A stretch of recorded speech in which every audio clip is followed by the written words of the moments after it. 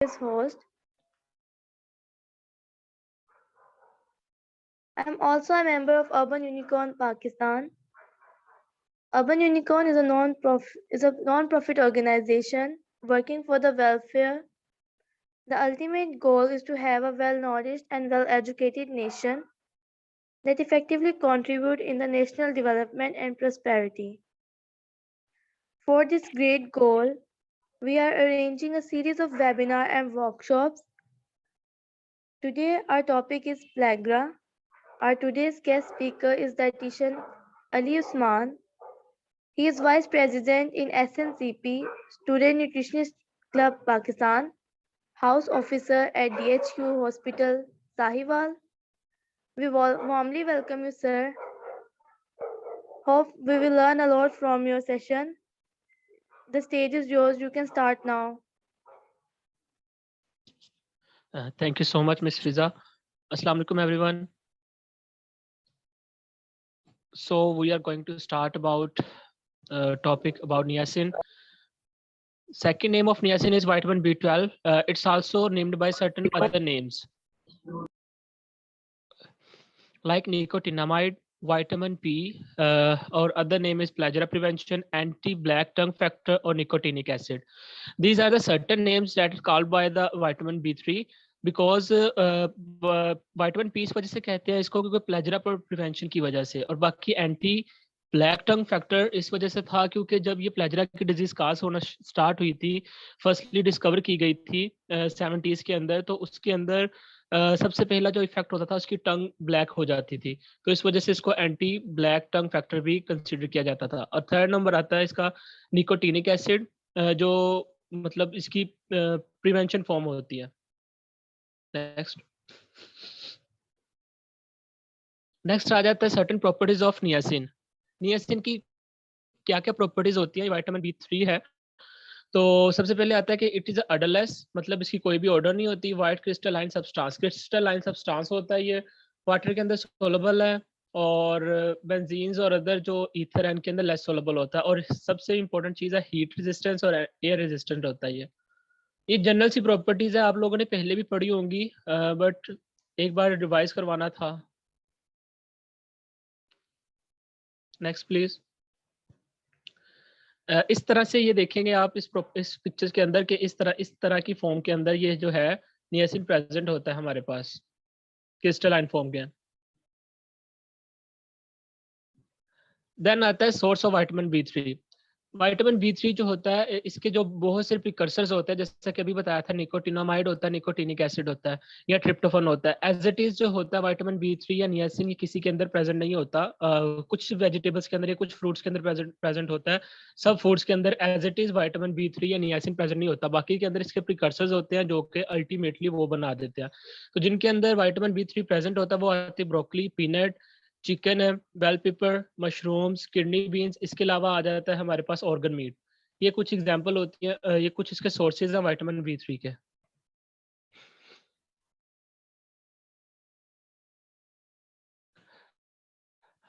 Biosynthesis, वही बात है कि हमारे पास किस तरह से बायोसिंथेसिस या प्रिकर्सर से ये सिंथेसाइज होता है बॉडी के अंदर। लिवर के अंदर हमारे बॉडी लिवर जो होता है, लिवर के अंदर सिंथेसाइज हो सकता है अगर हमारी बॉडी के अंदर ट्रिप्टोफन जो कि एक एसेंशियल अमीनो एसिड है अगर प्रेजेंट हो। अब किस तरह से प्रेजेंट होता है कि अगर 60 ग्राम ट्रिप्टोफन है वो प्रेजेंट हो हमारी बॉडी के अंदर, तो उससे 1 ग्राम जो है 1 मिलीग्राम जो है वो नियासिन प्रोड्यूस हो सकता है।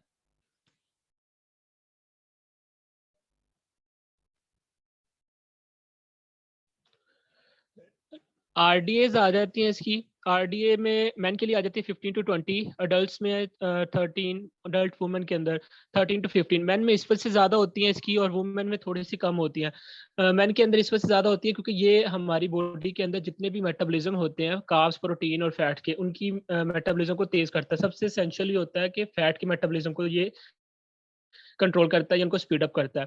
तो वुमेन्स के अंदर तो फैट की अमाउंट पहले से ज़्यादा होती है, अगर उनकी और रिक्वायर्ड होती है ज़्यादा होना, तो अगर ये ज़्यादा वहाँ पे प्रेजेंट होगा तो वहाँ से फैट बर्न ज़्यादा स्टार्ट हो जाता है। इस वजह से वुमेन्स के अंदर। जी,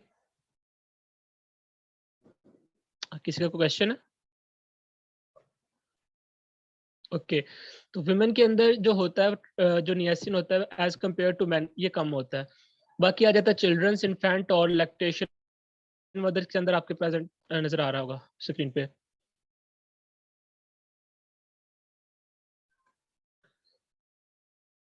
नेक्स्ट प्लीज।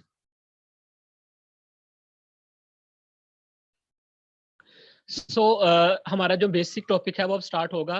नियासिन के अंदर मैंने आपको बेसिक इंट्रोडक्शन दे दिया, आरडीएस बता दिया वो क्या होता है, उसके बारे में बता दिया। अब जो मेन टॉपिक है हमारा वो है प्लेजरा। प्लेजरा क्या होता है? It is a systematic disease. Systematic disease means इससे हमारी बॉडी के जो मेन 3 सिस्टम्स हैं वो डिस्टर्ब हो जाते हैं। नंबर 1 हमारा डाइजेस्टिव सिस्टम, नंबर 2 हमारा जो नर्वस सिस्टम, और नंबर 3 जो होती है हमारी स्किन। स्किन से रिलेटेड जो सिस्टम्स होते हैं, ये मेन 3 सिस्टम्स होते हैं जो के प्लेजरा की डिजीज की वजह से या नियासिन डेफिशिएंसी की वजह से डिस्टर्ब हो जाते हैं।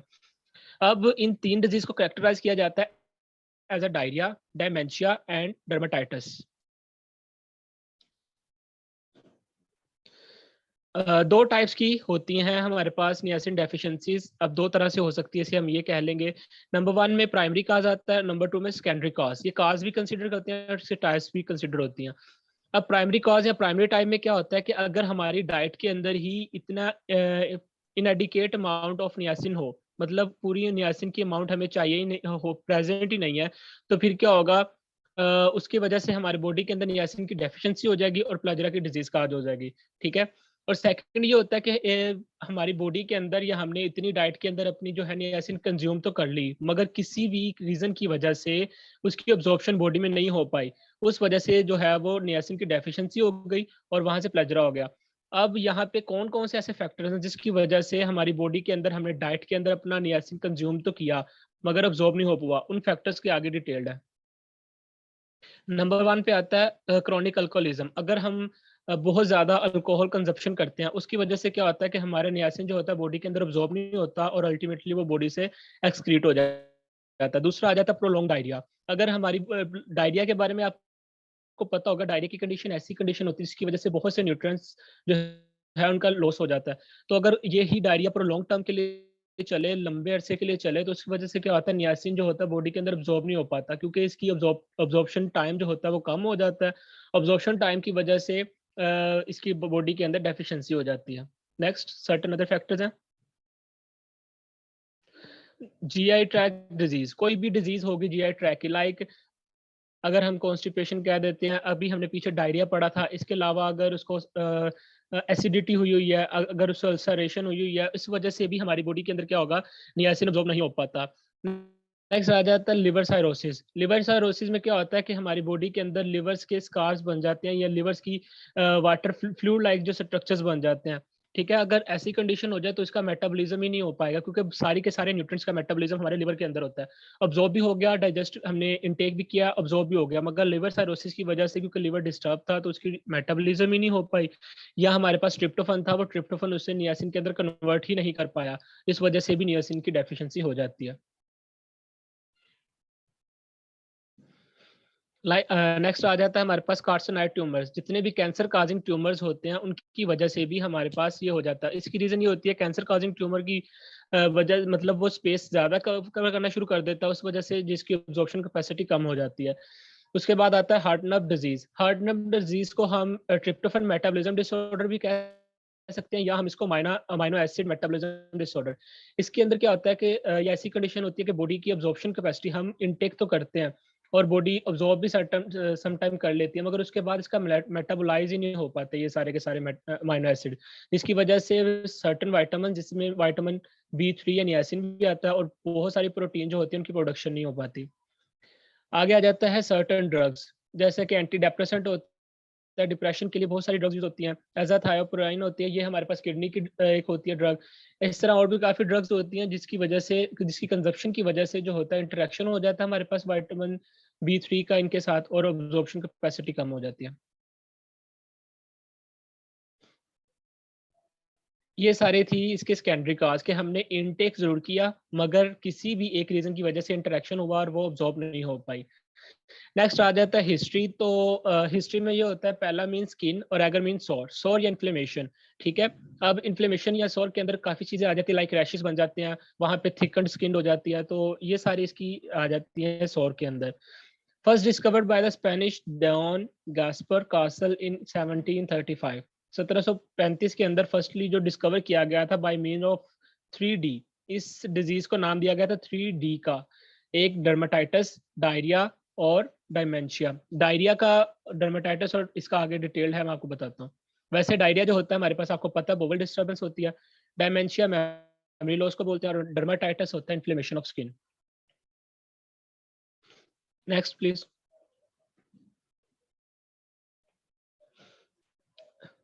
मोस्ट कॉमन सिम्टम्स है 3Ds। मैंने आपको पहले बताया, डर्माटाइटिस, डायरिया और डायमेंशिया।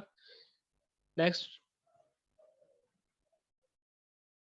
डर्माटाइटिस। डर्माटाइटिस को हम एक्जिमा भी बोलते हैं या इन्फ्लेमेशन ऑफ स्किन भी बोलते हैं। इसके अंदर क्या होता है, हमारे पास इचिंग हो जाती है, स्किन के अंदर रैशेज आ जाते हैं, स्किन रेड होना शुरू हो जाती है और लीजन्स आ जाती हैं। लीजन्स लाइक कि जैसे हम लोग अगर गले के अंदर हार डाला जाए तो उसकी इस जैसा जो गोल सर्कल बनता है, उस जैसी चीज को हम लीजन बोलते हैं। उसके अंदर क्या होता है कि हमारी स्किन जो होती है वो बहुत थिक हो जाती है और स्कार्स और रेड, सॉरी, ब्लैकिश होना शुरू हो जाती है। In case of short duration they may be small blister और स्वेलिंग, और लॉन्ग ड्यूरेशन के अंदर क्या होता है, थिकन स्किन स्टार्ट हो जाती है। नेक्स्ट स्लाइड पे इसकी पिक्चर्स होंगी, आपको उससे ज्यादा अच्छी समझ आ जाएगी।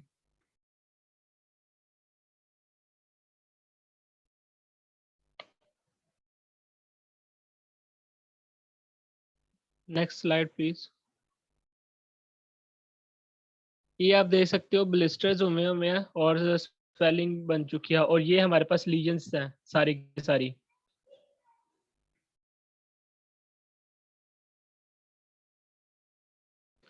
नेक्स्ट आ जाता है हमारे पास डायमेंशिया। डायमेंशिया को हम मेमोरी लॉस भी बोलते हैं। इसके अंदर क्या, इस चीज के अंदर जो हमारा नर्वस सिस्टम इन्वॉल्व होता है, अगर हम इसकी बात करें तो इसमें क्या होता है, हमारे पास इमोशनल प्रॉब्लम काज हो सकती है। लाइक हमें चीजें भूलना शुरू हो जाती है, हम अपने अपने ही लोग, अपने ही मतलब फैमिली मेंबर्स को पहचान नहीं पाते, या अपनी ही चीजों को भूलना शुरू कर देते हैं। Difficulty with language and decrease in motivation. Sometime ऐसा होता है कि जो लैंग्वेज होती है वही इंसान भूल जाता है और कोई और लैंग्वेज में बात करना शुरू कर देते हैं। तो ऐसे ऐसे केसेस भी सामने आते हैं डिमेंशिया के केस में, अगर विटामिन B3 की डेफिशिएंसी हो जाए। It does not effect level of person consciousness. मतलब ये होता है कि इसकी वजह से मेमोरी लॉस जरूर होती है, मगर उसका जो होशो-हवास होते हैं वो अपने कायम रहते हैं। Next please.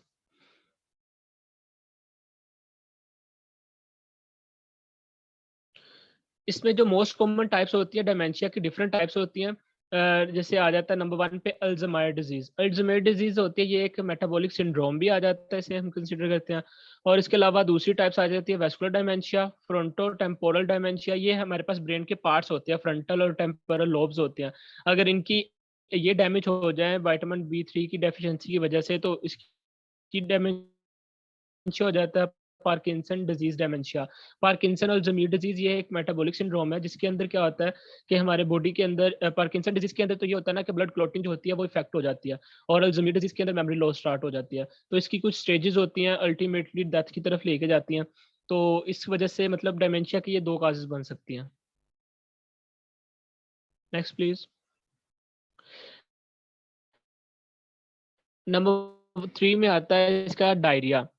डायरिया को आप सब पहले से जानते होंगे। इसमें क्या होता है, बॉवल मूवमेंट जो होती है हमारी हो जाती है, वो लूज होता है, लिक्विडी स्टूल जो होता है वो स्टार्ट हो जाता है, और sometime more than 3 times a day जो स्टूल की ड्यूरेशन हो जाती है। Lead to dehydration to the fluid loss, और जितना ज्यादा फ्लूइड लॉस होगा उस वजह से डिहाइड्रेशन स्टार्ट हो जाती है, और डिहाइड्रेशन की वजह से हमारी स्किन भी ड्राई होगी, और दूसरे इसके सर्टन साइड इफेक्ट्स जो होते हैं।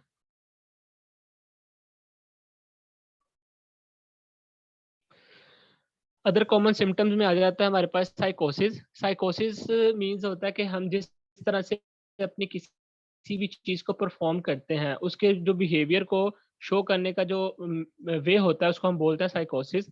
डिप्रेशन स्टार्ट हो जाता है, इम्पेयर्ड कॉन्शियसनेस, उसका जो होशोवास होते हैं, क्योंकि अगर लॉन्ग टर्म जाएगा तो उसकी वजह से क्या होगा कि हमारे होशोवास भी खोना शुरू हो जाते हैं। पेरोनिया हो जाता है, और हेडेक मतलब सर दर्द रहता है, ट्रेमर, खिंचाव पट्टों का। और नेक्स्ट।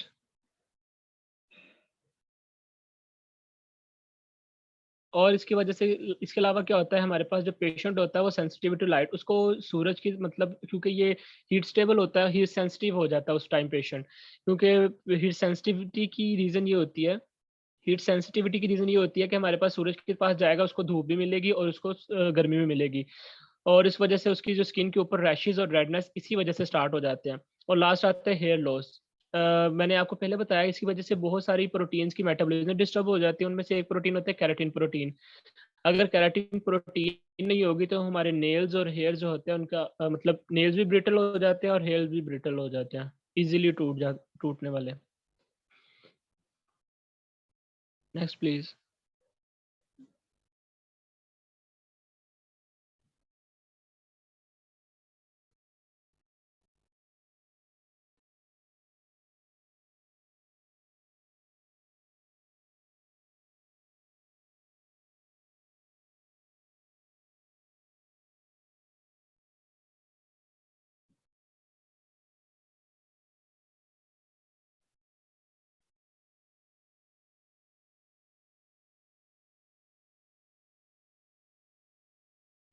डायग्नोज, प्लेज़रा को एज इट इज़ डायग्नोज करना बहुत मुश्किल है, बट फिर भी इसके कुछ सिम्टम्स और इसके कुछ हम जो है वो लैब वैल्यूज देखते हुए हम इसको डायग्नोज कर सकते हैं। ठीक है, जिसमें सिम्टम्स हमने 3 अभी तक पढ़ चुके हुए हैं, डायरिया, डायमेंशिया और डर्माटाइटिस। ये मोस्ट बेसिक 3 सिम्टम्स थे। अगर ये बंदे के अंदर प्रेजेंट हो तो हम इसे कह सकते हैं कि शायद उसे विटामिन B3 की डेफिशिएंसी हो। इसके अलावा बाकी हमने सिम्टम्स पढ़े हैं, जैसे कि नर्वस सिस्टम के, जीआई ट्रैक के सिम्टम्स के, तो इस तरह से बाकी सिम्पटम्स को देखते हुए हमें इसकी कंफर्मेशन होती है। इसके अलावा कुछ लैब फाइंडिंग्स होती हैं जो हम इसके डायग्नोसिस के लिए इंपॉर्टेंट होती हैं। नेक्स्ट। अब क्लिनिकल डायग्नोस में वही है, मैंने आपको पहले बताया कि go to toilet often. Diarrhoea की कंडीशन हो तो उसे बार बार टॉयलेट जाना पड़ेगा। इजी टू फॉरगेट समथिंग, छोटी छोटी चीज़ें जो होती हैं, ये छोटे छोटे इवेंट्स होते हैं, वो बहुत जल्दी और बहुत आसानी से भूल जाता है, मतलब उसको याद नहीं रहते।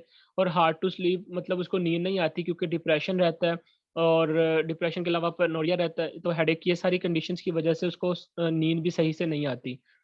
तो ये क्लिनिकल डायग्नोसिस होती है कि हम उसको फिजिकली डायग्नोज कर सकते हैं क्लिनिकल सिम्टम्स में, अपने उसकी क्वेश्चनिंग करके कि आपको ये चीज़ें अगर होती हैं, या आप टॉयलेट कितनी दिन में कितनी बार जाते हो, आपको नींद कैसे आती है, तो हम इससे हमें पता चल सकता है उसका।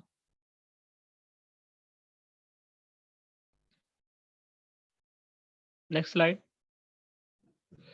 लेबोरेटरी डायग्नोज के अंदर सबसे पहले आ जाता है low level of low serum niacin. मतलब ब्लड के अंदर अगर हम ब्लड टेस्ट करवाएं, उसके अंदर सीरम नियासिन की लेवल भी कम आता है, ट्रिप्टोफन का लेवल भी कम आता है, और NADH nicotinamide adenine dinucleotide जो होता है, ये हमारे पास नियासिन के थ्रू ही प्रोड्यूस होता है। ठीक है, तो हम इन तीनों की अमाउंट को चेक करते हैं, अगर ये होगा लो तो हमें पता होगा नियासिन की डेफिशिएंसी हो चुकी है। दूसरे नंबर पे आता है नीमिया। अनीमिया जो होता है, इसमें क्या होता है, हीमोग्लोबिन की डेफिशिएंसी हो जाती है। हीमोग्लोबिन प्रोटीन है, तो प्रोटीन की डेफिशिएंसी होगी तो अनीमिया भी काज हो जाता है। नंबर 3 में आता है हाइपोप्रोटीनीमिया। हाइपोप्रोटीनीमिया मतलब ये होता है ब्लड के अंदर प्रोटीन की डेफिशिएंसी हो जाती है। और हाइपरकैल्सीमिया, कैल्शियम का लेवल बहुत ज्यादा बढ़ जाता है। लिवर फंक्शन टेस्ट हो जाते हैं, वो डिस्टर्ब हो जाते हैं। एएसटी और एएलटी, एएलटी और एएसटी में लिवर सर्रोसिस अगर हो तो यहाँ हमारे पास एएसटी के और एएलटी का लेवल बढ़ जाता है। सीरम पोरोफायरन, ये एक हमारे पास केमिकल होता है जो कि हमारे पास नियासिन की प्रोडक्शन के लिए स्पेसिफिक किया गया अल्लाह पाक की तरफ से। और स्किन बायोप्सी होती है कि हमारे पास स्किन को चेक करते हैं कि उसके अंदर अब्जॉर्प्शन हो रही है, या उसके अंदर जो है वो एडिमा या पिट्स तो नहीं बन रहे, वाटरी पिट्स। तो उससे हमें पता चल जाता है ये लेबोरेटरी टेस्ट के जरिए से कि अगर ये भी कंडीशन है तो हमें पता चलेगा कि हाँ उसको नियासिन डेफिशिएंसी या प्लेजरा है। Next slide.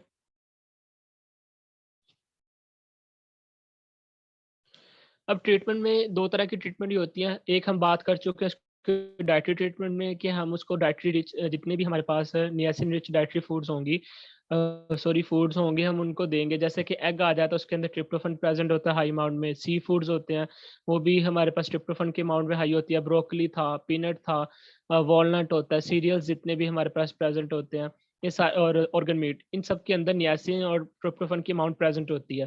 तो इस ये अगर ये दोनों होंगे हमारी डाइट के अंदर तो हम उसको ट्रीट कर सकते हैं बहुत इजीली। इसकी अमाउंट वैसे भी रिक्वायरमेंट जो होती है बहुत कम ही होती है, 15 to 20 mg है, तो it's not a big deal. तो इसके अलावा अगर फिर भी हमें ये चीज़ें अवेलेबल नहीं होती हमारी एरियाज़ के अंदर, तो हम उसको सप्लीमेंट रिकमेंड कर सकते हैं। तो ये कुछ सप्लीमेंट है विटामिन बी3 के जो आपको नज़र आ रहे होंगे स्क्रीन पे। Next, also provide the patient with the dietary protein rich specially tryptophan. अब वही बात है कि हमें उसे अगर तो पहली बात हमने सप्लीमेंट्स दे दी, अगर सप्लीमेंट से कवर कर सकते हैं, अगर नहीं तो पहली हम उसको डाइट के थ्रू भी कवर कर सकते हैं। डाइट में क्या है कि हम उसको अमाइनो एसिड जो है ट्रिप्टोफन या प्रोटीन रिच फूड है वो देंगे। इसके अलावा दूसरे जो फूड्स आ जाते हैं जिसके अंदर अब नियासिन या ट्रिप्टोफन प्रेजेंट होगा वो देंगे। तो अगर वो कंज्यूम करेगा तो विद इन अ वीक और विद इन 2 वीक्स उसकी रिकवरी स्टार्ट हो जाती है।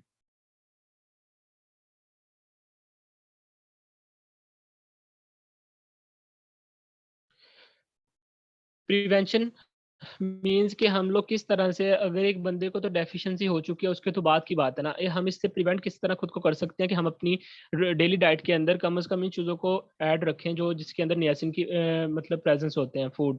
जैसे कि सी फूड्स हैं, मीट आ जाता है, ऑर्गन मीट आ जाता है, यीस्ट है, एग है, पीनट्स है। इसके अलावा जितने भी लीफी ग्रीन वेजिटेबल्स हैं, ये सारी की सारी के अंदर नियासिन प्रेजेंट होता है। अगर हम इनको अपनी डाइट के अंदर कंज्यूम करेंगे डेली लाइफ में, लाइक अगर हम दिन में 1 से 2 सर्विंग भी ले लेते हैं इनकी, तो हमारी वो बॉडी की डेली नीड जो है वो पूरी हो जाती है इनसे। तो कम से कम हमें अगर इस नियासिन से या प्लेजरा से बचना है तो हमें इन चीज़ों को कंज्यूम करना पड़ेगा।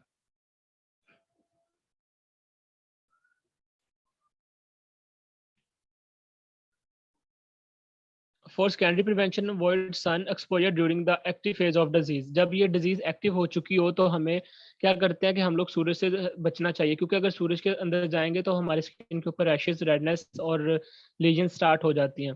एडिकेट रेस्ट, सबसे इंपॉर्टेंट चीज़ आ जाती है कि हमें रेस्ट करना पड़ता है इस कंडीशन में अंदर, क्योंकि हमारा डायमेंशिया की कंडीशन स्टार्ट हो जाती है, हमें छोटी छोटी चीज़ें भूलना शुरू हो जाती हैं, हमारा जो कह लो फीलिंग्स हैं वो हर्ट होना शुरू हो जाती है, हमें चीज़ें समझ नहीं आती, छोटी-छोटी चीज़ें भूलना शुरू हो जाती हैं, फैमिली मेंबर्स वो भूलना शुरू हो जाते हैं। तो इस वजह से हमें कोशिश करनी चाहिए कि ऐसी कंडीशन में अपने पेशेंट को रेस्ट की तरफ लेके आएँ, कि वो जितना रेस्ट करेगा और उसकी डाइट को हम ठीक करेंगे तो वो जल्दी इस चीज़ से रिकवर करेगा।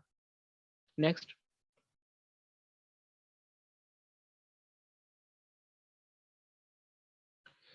अब प्लेजरा के अंदर कौन-कौन से इंसिडेंट हो सकते हैं? अगर हमने अल्कोहलिज़्म बहुत ज़्यादा कर रहा है, अल्कोहल कंज़म्पशन बहुत ज़्यादा कर रहा है और उसके अलावा उसकी डाइट के अंदर ग्रीन वेजिटेबल्स भी नहीं है और मीट भी नहीं है, तो उस वजह से प्लेजरा की कंडीशन हो सकती है।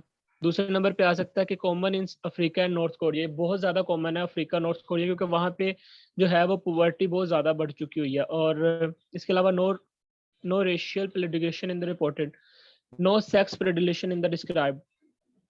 Plagia is the disease of adult and also happen in the child if they exposed to plagiaric genetic diet। अगर उनके अंदर अगर कुछ बच्चे होते हैं, अगर उनकी डाइट के अंदर जीन्स ऐसे हो चुके हों जैसा कि हमारे पास हार्टनट डिजीज के था अंदर, तो अगर उसकी जेनेटिक्स के अंदर भी ऐसा कुछ प्रेजेंट है तो उस वजह से भी उसको प्लेजरा हो सकता है। Next please.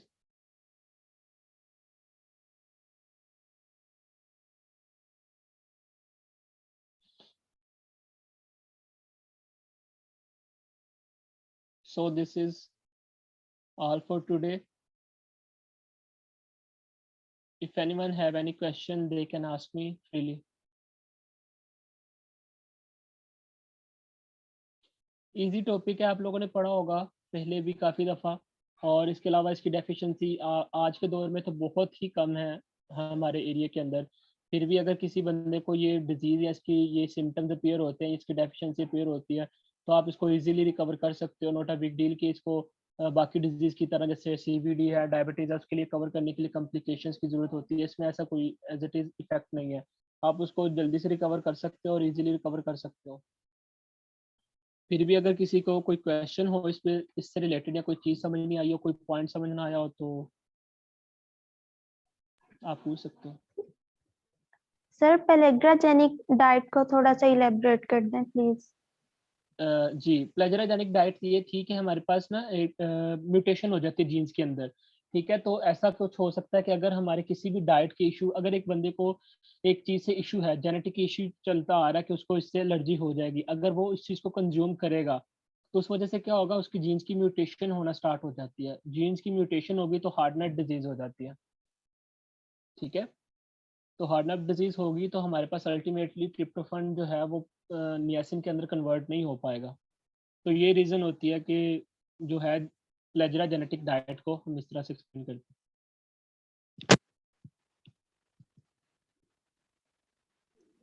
सर अल्कोहलिज्म कैसे इफेक्ट करती है? अल्कोहलिज्म की वजह से मैंने आपको पहले बताया, जब आप अल्कोहल कंज्यूम करोगे इसकी वजह से आपका जो जीआई ट्रैक है वो भी डिस्टर्ब हो जाता है। दूसरा ये होता है कि लिवर भी डिस्टर्ब हो जाता है। ठीक है, तो लिवर डिस्टर्ब जब होगा, लिवर के अंदर साइरोसिस कंडीशन आ सकती है, लिवर जो है वो फैटी लिवर बन सकता है। तो जब लिवर डिस्टर्ब होगा तो अल्टीमेटली जो है आपकी डाइट भी डिस्टर्ब हो जाए, और सॉरी आपकी जो है वो न्यूट्रिएंट्स उनके मेटाबॉलिज्म भी डिस्टर्ब हो जाएगी। जब न्यूट्रिएंट्स की मेटाबॉलिज्म डिस्टर्ब होगा तो आपका जो है वो नियासिन या और बाकी सारे न्यूट्रिएंट्स जो है वो, अल्कोहल सिर्फ नियासिन की डेफिशिएंसी काज नहीं करता, अल्कोहल बहुत से और न्यूट्रिएंट्स की डेफिशिएंसी काज करता है। ठीक है, तो एक काज नियासिन के अंदर ये भी बन सकता है, तो बस इसके लिए स्पेसिफिकली बताया गया था। सर एक स्टूडेंट की क्वेश्चन है कि सिस्टमैटिक डिजीजेस को दोबारा रिपीट करते हैं। जी, सिस्टमैटिक डिजीज को हम बेसिकली एक्सप्लेन करते हैं जो हमारे सिस्टम्स को डिस्टर्ब करता हो at a time more than one system. ठीक है, तो स्टार्ट के अंदर बताया था कि प्लेजरा की वजह से हमारी बॉडी के 3 मेन सिस्टम जो हैं जिनकी जो बॉडी को चला रहे होते हैं। एक हमारा नर्वस सिस्टम होता है, दूसरा हमारा जो डाइजेस्टिव सिस्टम होता है, और तीसरा हमारे स्किन है। ठीक है, जो हमारी पूरी बॉडी को रिकवर करके उसको चला रही होती है। तो यही इन तीनों की डिस्टर्बेंस हो जाती है। डाइजेस्टिव सिस्टम की डिस्टर्बेंस की वजह से डायरिया हो जाता है। ठीक है, नर्वस सिस्टम की डिस्टर्बेंस की वजह से डायमेंशिया हो जाता है। डायमेंशिया के डिफरेंट टाइप्स बताई थी, अल्जीमियर डिजीज हो सकती है, पार्किंसन डिजीज हो सकती है, टेम्पोरो फ्रंटल जो डायमेंशिया ये हो सकता है, या वेजिकुलर डायमेंशिया ये हो सकता है। ठीक है, और लास्ट पे आ जाता है स्किन के रैशेज हो सकते हैं, स्किन के ऊपर लेयर्स बन जाती हैं, नेकलेस लाइक कास्कल्स बन जाते हैं। तो ये सारे सिस्टम जो हैं वो डिस्टर्ब हो जाते हैं, इस वजह से इसको सिस्टमैटिक डिजीज बोलते हैं। इसके अलावा से कुछ इसके सिम्टम्स नर्वस सिस्टम के भी अंदर आ जाते हैं, जैसे वो डिप्रेशन था या और कुछ।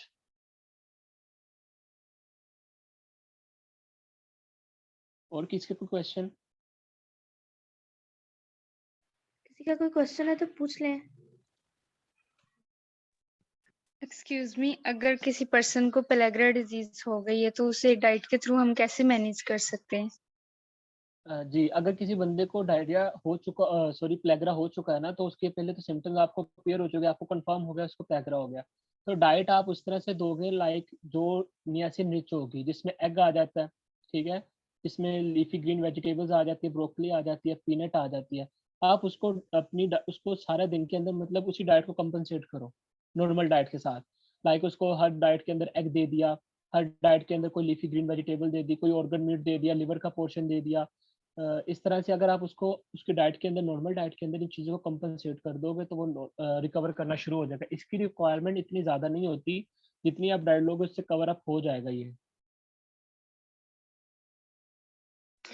और ओके कोशिश सर, करें कि थैंक यू। जी, और अगर कोशिश करें, अगर वो अल्कोहलिज्म पे है ना, अल्कोहल कंजप्शन कर रहे हैं, तो उन्हें जितने दिन ये कर आपकी ट्रीटमेंट चल रही है, उन्हें बोलें कि तब तक परहेज करें लाजमी। Okay, sir. Thank you so much. You explained very well. Okay, Dear participants, the event has been terminated. Allah Hafiz. Thank you so much for joining.